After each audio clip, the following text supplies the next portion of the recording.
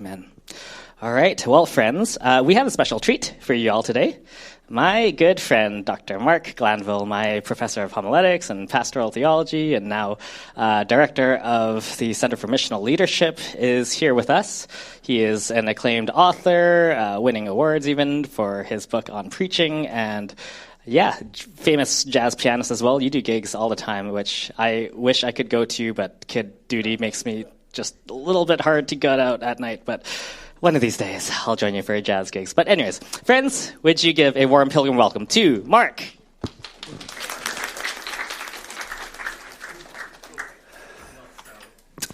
Children, enjoy your time downstairs without the jazz. See you, kids. So sorry. Oh. Thanks, Joshy.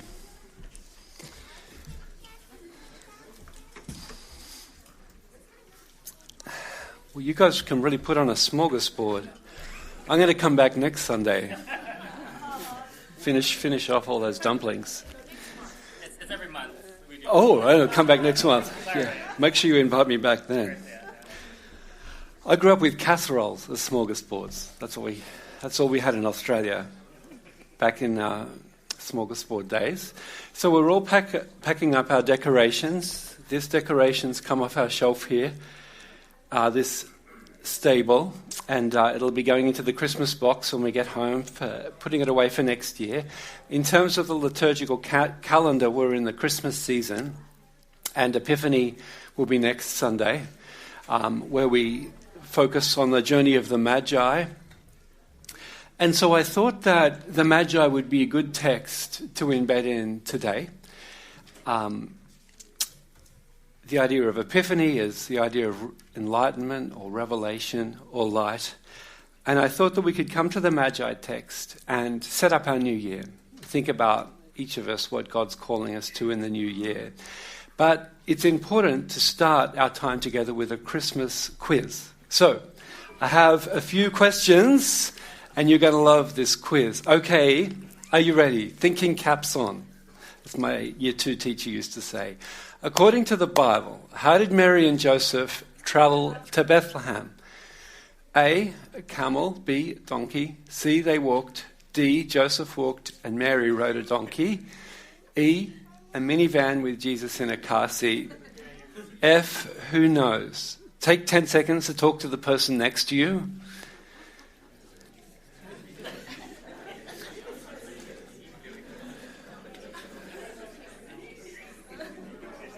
Okay, are you ready to vote? Are you ready to vote? For A, camel, raise your hand. For D, donkey, raise your hand. Understandable. C, walked. D, Mary rode the donkey. E, minivan. Trevor, you attempted. Yes. F, who knows? Well, the crazy thing is it's F. There's no donkey in the infancy narratives. Just so you know, the 2 Christmas stories, the infancy narratives, is Matthew 2, which is the Magi, and Luke 2, which is the shepherds. And there's no donkeys. Can you believe it? Let's go to the second question. Come on. The Bible says that since Jesus was the sinless Son of God, he did not cry as a baby. True or false? Confer. Oh, that was quick. False. Anyone want to vote for true? Very good. Top of the class, all of you. Let's come to question 3. Christmas quiz, question 3. Here we go. According to the Bible, which animals were present at Jesus' birth to welcome him into the world? And no cheating by looking at my stable on the piano. A, an ox and a donkey. B, cows, donkeys, sheep. C, cows and sheep. D, miscellaneous barnyard animals. E, dogs and cats. F, lions, tigers and bears. G, none of the above. Okay, confer. 10 seconds to confer. How will you confer? We're going to vote in a minute. Okay, here we go. If you want to vote for A, raise your hand, oxes and donkeys. For B, cows, donkeys and sheep. Yeah, outside there. I saw that hand. C, cows and sheep. D, miscellaneous barnyard animals. A lot of takers. E, dogs and cats. Stupid. F, lions, tigers and bears. G, none of the above. Okay, cottoning on there. None of the above. It's interesting that no animals are mentioned at all in the text. That's interesting. A feeding trough is mentioned twice in Luke, but no animals. We'll talk about that, some more about that in a minute. Christmas quiz, question 4. How many Magi were there? A, 3, B, 2, C, 7, D, 10, E, we don't know. Okay, confer. Wait for it. Okay, here we go. If for A, 3, raise your hand. And that makes sense because there's like 3 gifts. For B, one could carry a gift. Each one carry a gift. B for 2. Anyone for B? C, anyone for C? 7, the divine number. D, 10. And how about E? We don't know. You guys are really cottoning on now. So, of course, there were the 3 different kinds of gifts. But we don't know. None of the above. G. What was that? E. One more. This is the funnest one. What did the innkeeper say to Mary and Joseph? Christmas quiz, question 5. A, there's no room in the inn. B, I have a stable you can use. C, come back after the Christmas rush, and there should be vacancies. Pregnant Mary. D, both A and B. E, none of the above. That's what you're thinking. Feel free to confer. Make your vote count, friends. Okay, here we go. A. For A, there's no room in the inn. Raise your hand. Yep. You guys aren't silly. Shirley and Maureen. B, I have a stable you can use. Okay. C, come back after the Christmas rush, and there should be vacancies. D, both A and B. And E, none of the above. Well, it is none of the above. And not only does the innkeeper not say any of those things, but there's no innkeeper. I mean, is this even Christmas? Is this even Christmas? Do you even have a Bible? And not only is there no innkeeper, there's no inn. And not only is there no... You think, okay, fair enough, there's no inn. I mean, that's crazy, but I'll take that on my chin. But at least there's a stable, isn't there? There's no stable. I know. And I think the reason why people have hypothesized a stable or an inn is because Jesus is placed in a manger, which is an animal feeding trough, twice in Luke's gospel. And so people extrapolate from that. That would be some kind of stable, some kind of barn, which is the modern context where you would have animals. And then people think, well, why would Jesus be placed there? There must be no room. Where would there be no room? There must be no room in the inn, that kind of thing. But first century scholars are pretty much agreed. Just grab the next slide for us. I'll show you this. Can we go to the very last slide, which is a picture of a peasant's house?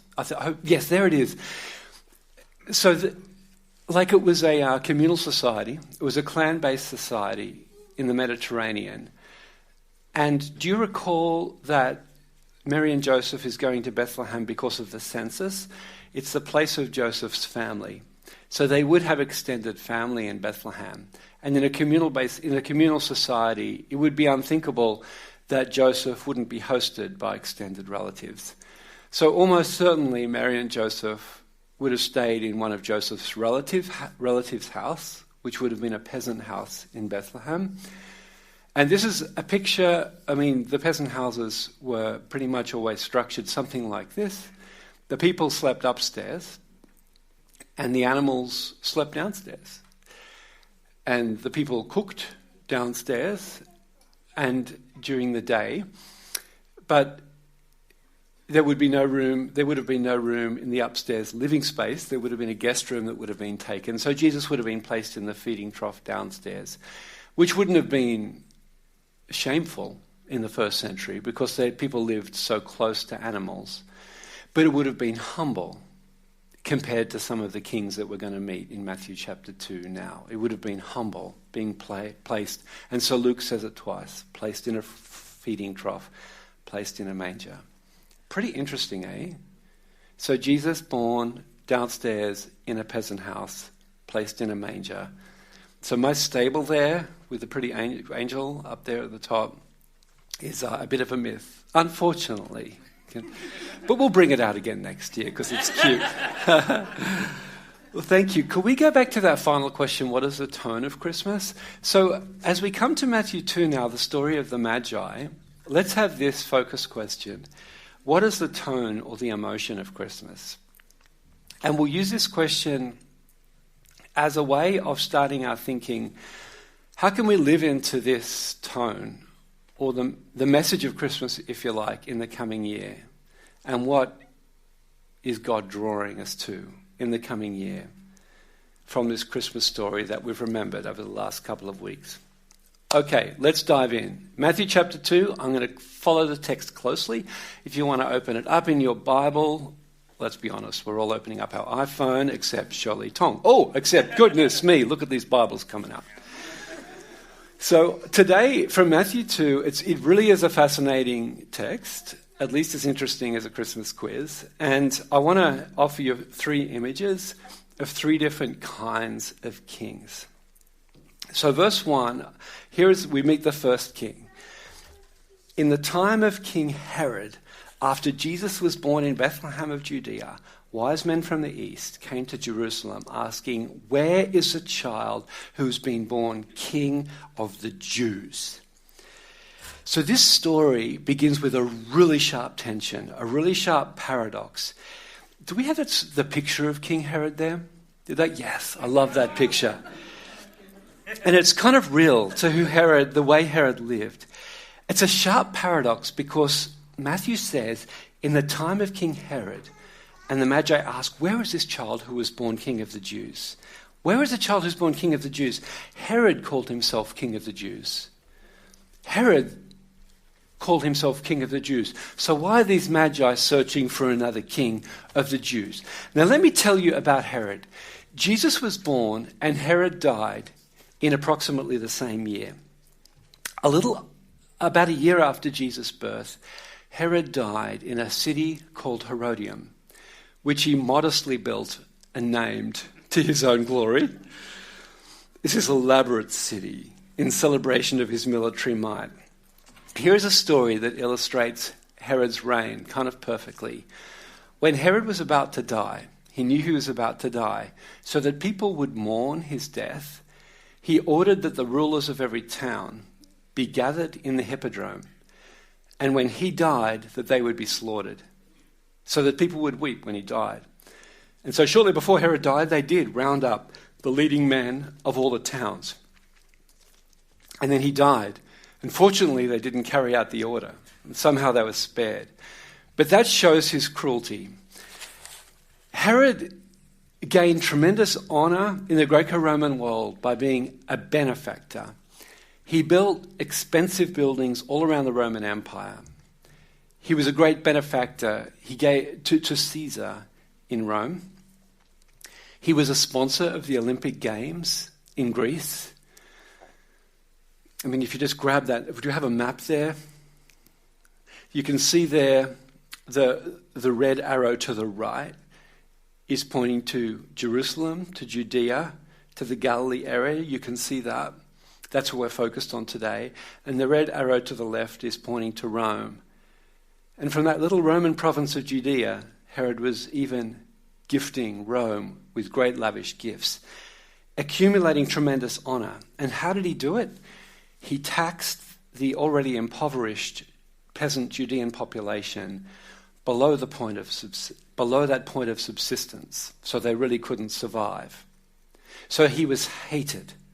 Herod was hated. He ruled over a police state, complete with surveillance, spies, disappearances, torture, incarceration, executions. The wrong kind of king. So let me just walk through the story then. The Magi come to Herod, and verse 2 now, they say, we've come to pay this king homage. And again, King Herod may have reasonably expected that this homage would be paid to him. And so it says in verse 3 that all Jerusalem was troubled. And that would refer, I think, all Jerusalem being troubled would refer to the political administration that surrounded and supported Herod. The police chiefs, the officials, the managers, the princes, they were troubled. And there's this comical moment in verse 4 where it says, Herod called together all the chief priests and scribes of the people, and he inquired of them where the Messiah was to be born. Where's the Messiah going to be born? And that's comical because any legitimate king of the Jews would have known where the Messiah was going to be born. Micah chapter 5, Bethlehem. Every Jewish person knows that. But Herod didn't know that. He's showing he's not legitimate. And he wasn't a legitimate king. The way that Herod became king of the Judean population, he conquered his own people with Roman troops. He wasn't the legitimate king of the Jews. And he was hated. Then it says in verse 7, then Herod secretly called for the wise men and learned from them the exact time when the star had appeared. Then he sent them to Bethlehem, saying, go and search diligently for the child, and when you have found him, bring me word, so that I may also go and pay him homage. So the wrong kind of king, Herod, king of the Jews. So now we come to the Magi, the wise men. When I was a kid, we all know the song We Three Kings from Orientar. When I was a kid, because of that carol, We Three Kings from Orientar, I thought Orientar was a place. So I thought that they came from this strange place called Orientar. Did anyone else think that? I met someone the other day who also thought that. Oh, Orientar, I'd love to go to Orientar. Maybe there's lots of Magi there. And I actually did lots of mistakes. I heard a Christmas play 2 years ago, and there were children. 3 wise men were children. It was a children's nativity play. And the first child came in and bowed down to baby Jesus and said, I bring you gold. And the second child came in to baby Jesus and said, I bring you myrrh. And then the third child came in and said, I bring you Frankenstein. It's funny. We can all get some things wrong when it comes to the Magi. It's deeper and rich. We can bust some Christmas myths, which is a bit of what we're doing this morning. It's richer than we think. And there's this fascinating first century historical event that gives us the clue, the background, the key to unlocking this event where the Magi pay homage to Jesus. Let me explain. So the Magi came from beyond the eastern borders of the Roman Empire, the Parthian Empire. Let's just grab the map and see to the right of this map in the green is the Parthian Empire. Now children often know that the Magi were magicians, like that's where it's related to the word magic, of course, Magi, magic. We know of them as magicians. I almost said musicians. That would be nice. And as those astrologers who look at the stars. What isn't known so well is that they were politicians, if you like. They would have worked in the courts of the Parthian Empire. Some of them would have been advisors to kings. Some of them would have been kings themselves. High up in the Persian court. So there is this fascinating historical moment that gives us the clue. In AD 66, a little before the Gospel of Matthew was written, a group of Magi pilgrimaged to Rome. If you just want to grab that map again. Sorry, I'm confusing you here. They pilgrimaged from the Parthian Empire in the green to Rome, which is the red arrow on the left in ancient Italy. You see, this is what was happening. The Parthians were always trying to get full freedom from Rome. And Rome always wanted to conquer the Parthian Empire. Rome was the great power, the great empire, right? But the Parthians could never entirely become free of Rome, and Rome could never entirely conquer the Parthian Empire. There was always some kind of diplomatic compromise between the Parthian Empire and the Roman Empire. Now, there was this moment in 66 AD where to the north, the king of Armenia died. You can see Armenia is to the north of the Parthian Empire. So there was a diplomatic arrangement whereby the Parthians would choose the next king of Armenia. And Nero, the Caesar in Rome, would place the crown on his head. The Parthians would choose the king, Nero would crown him. And so Tiridates was chosen as the next king of the Parthian Empire. And there was this moment where the Magi pilgrimage, this time to Rome.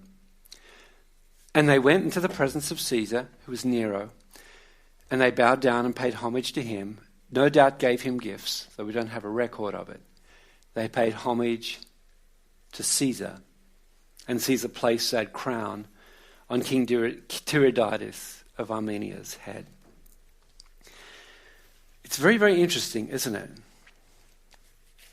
So now let's return to Matthew chapter 2, which is our text. The Magi see Jesus' star rising, verse 2, and so they go and pay Jesus homage. They do obeisance, if you like. And I'll just read from verse 9. So they set out, and there ahead of them went the star that they had seen at its rising, until it stopped over the place where the child was. And when they saw that the star had stopped, they were overwhelmed with joy. So here is another gentle corrective, another kind of busting of a Christmas myth. So here is my star on my nativity table. And the way that I have always imagined it, even for much of my adult life, is that this star kind of travels from where the Magi lived, though I didn't know it was the Parthian Empire, and then just kind of came into the province of Judea, and then kind of went through the streets of Bethlehem, and then, ta-da, cast light down over the stable, right? The light, little cone of beams, and then comes, and that's how we imagine it. But actually, and I didn't really learn this until I was doing my PhD, that's what it takes to buff these Christmas myths, that they were astrologers, and what astrologers did is, they would read the stars in terms of their movement in relation to planets and other stars, other heavenly beings. And so for example, in Joshua chapter 11, there is this moment in the middle of a battle where it says the sun stood still. And in astrology terms, that means standing still in relation to the other heavenly beings. And so his star rising is rising in relation to the other heavenly beings. And if it stops, it's stopping in relation to the other heavenly beings. And they're readers of the stars. They're scientists, and God, Spirit, in God's providence, in God's wisdom, used the stars to communicate to these Magi. So it didn't kind of, insert itself over the stable, because there wasn't a stable to insert itself over. And then it says, on entering the house, verse 11, they saw the child with Mary, his mother, and they knelt down and they paid him homage. Then, opening their treasure chests, they offered him gifts of gold and frankincense and myrrh. Well, I mean, it's not really Christmas if we don't play a carol. So let me play We Three Kings of Orienta. From Orienta.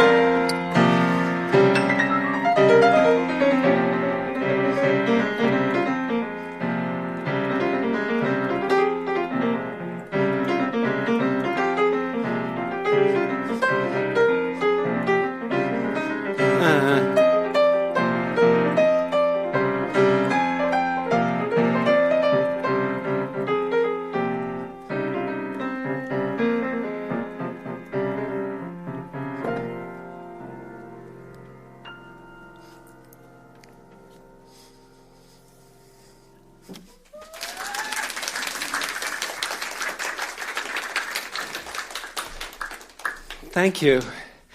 Well, we've done a lot of work now, so we're probably ready to unpack it. What is the meaning of the Magi's actions? Gosh, that beautiful gulp came across the microphone fabulously.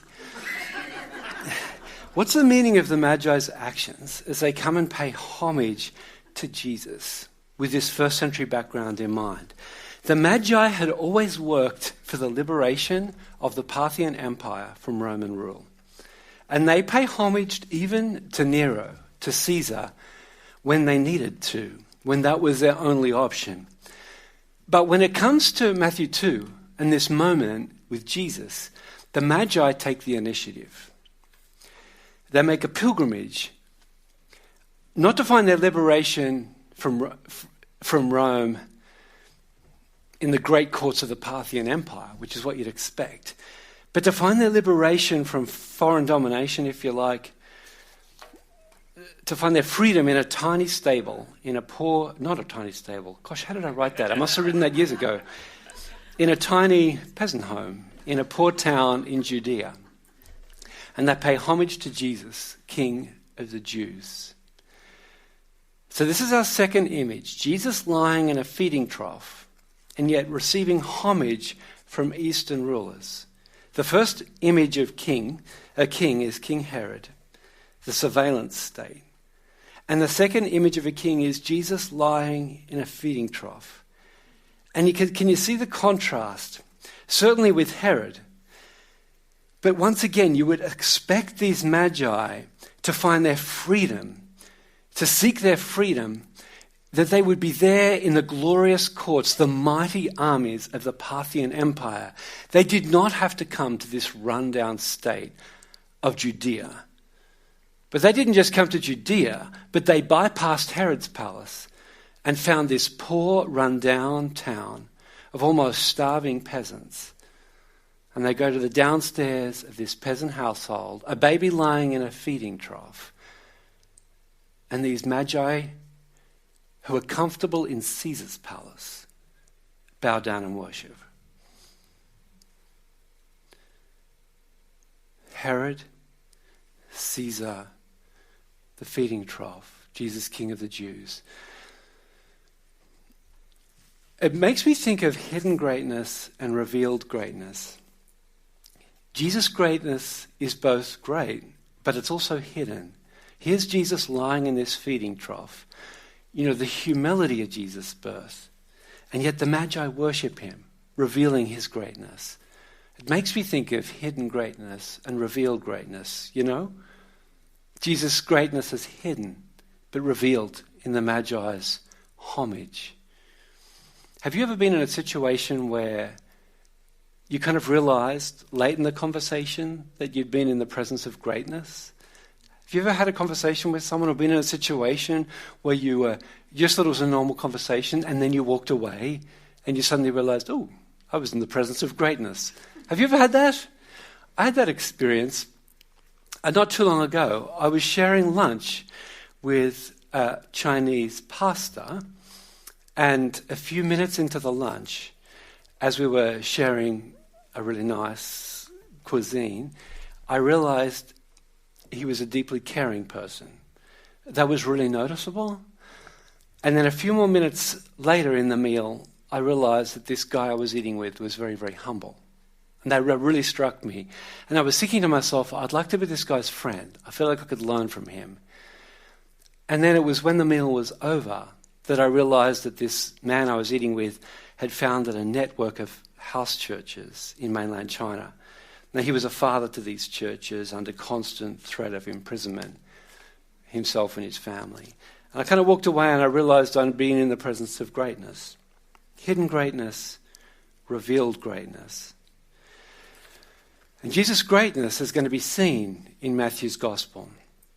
Jesus says in Matthew 28, after he's been risen from the dead, all authority in heaven and earth has been given to me. All authority in heaven and earth has been given to me. That is greater authority than Herod's authority. That's greater authority than Caesar's authority. that outstrips a Parthian ruler any day. Think of Jesus' greatness. Jesus rose from the dead as the first fruits of the whole world renewed. By the power of the cross, Jesus defeats death and the devil, evil powers. Jesus rises from the dead as the mender of all things. The mender of all things. And here he is in this moment, lying in a feeding trough where the family would put food for the animals. This king's greatness is hidden and in this moment revealed. So the message of the story of the Magi, and this is coming to our guiding question, what is the tone of Christmas? The message of the story of the Magi is something like this. Now at last God is becoming king, but it's whispered. Now at last God is becoming king, but it's whispered. Well, before we wrap up, I want to very quickly give you a third image. Jesus, our refugee king, fleeing to Egypt. The first image, just to remind you, is Herod, the wrong king. The second image is Jesus lying in a feeding trough. Hidden greatness, revealed greatness. And the third image is Jesus, our refugee king, fleeing to Egypt with Joseph and Mary. You remember the story. An angel warns Joseph to flee from Herod. So Joseph and Mary take Jesus and run for their lives.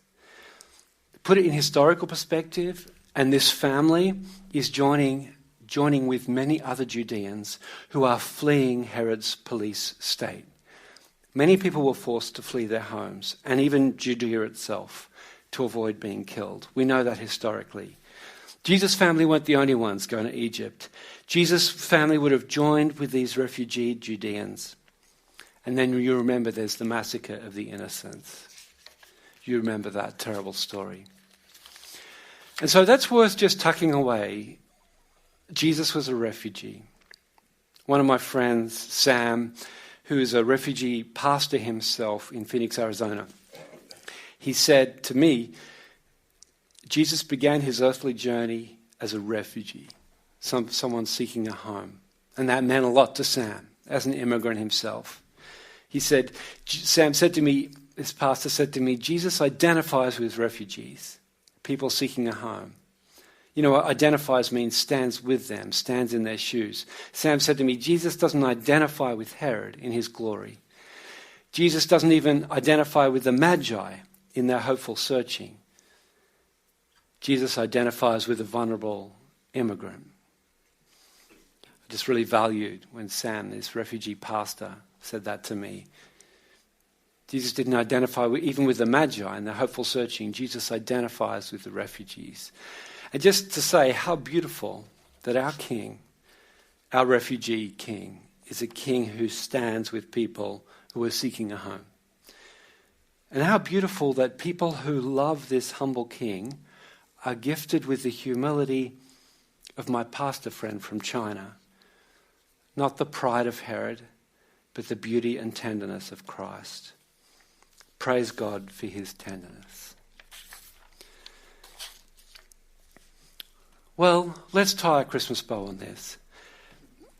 You know, around Christmas time, Sunday school teachers ask the kids, what's the meaning of Christmas? And our guiding question this morning is something slightly different. What is the tone of Christmas? What's the emotion of Christmas? I think it's a good question to ask because depending on your household, Christmas has a tone, right? And it's usually a whole lot of festivity and presents. But I want to say on the basis of Matthew 2 is that the Christmas day is a celebration that Herod must not hear of. Christmas day is a celebration that is whispered. What would it feel like to celebrate the Christmas season that we're in now liturgically with a whisper? I'm an Aussie. Don't know if you can tell. And so we always celebrated Christmas in the summer. So it's strange for me still to have a cold Christmas, a snowy Christmas, but it's significant spiritually that we have Christmas at the time of the winter solstice, the longest night of the year. Because I think that the winter solstice, it signifies a lot of the incarnation. At the winter solstice, all of a sudden the days are getting longer and the nights are getting shorter, but it's still winter. Herod still reigns. The Magi slinked away for fear of their life. Herod still reigns, but the days are getting longer and the nights are getting shorter. The winter solstice. Christmas is a turning point in the history of the world, but it's not all put to rights yet. But we know the days are getting longer. Christmas is a whispered celebration, what I call a clandestine celebration, a secret celebration that Herod must not hear about. It means the end of harmful rule and the beginning of new life where humility and grace triumphs. So you could say that Christmas isn't the joyful, full-blooded celebration of Easter Sunday. Easter Sunday is when we really get the streamers out. That's when we can really blow our trumpets. Easter Sunday is full-hearted celebration. Christmas is clandestine. It's secret. Herod can't know. So having said all of that, what is God drawing you to for the coming year, 2026? How can you live into this story faithfully as one who worships this King born in a feeding trough in 2026? I just invite you to just reflect prayerfully for a minute. And then if anything comes to mind in a minute or two, I'll give you a little jolt and a little prompt, and you can share with someone next to you if you like, but you don't have to. Just take a minute or two to, just in listening prayer, what's God calling you to as you orient to 2026 as a worshipper of this King with hidden greatness and revealed greatness?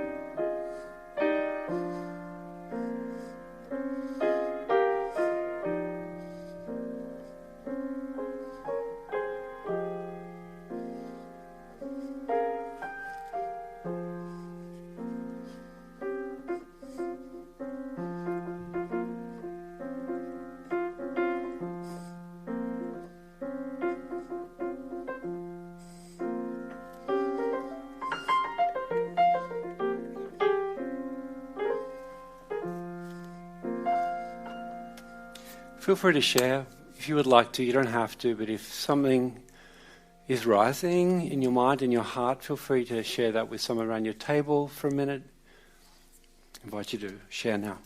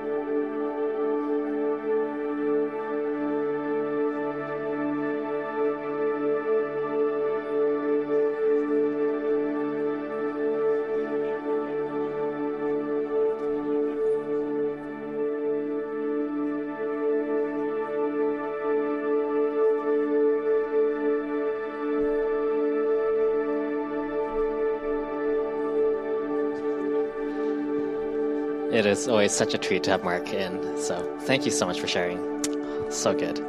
Hope you had some time to reflect. And why don't we close off with one last song.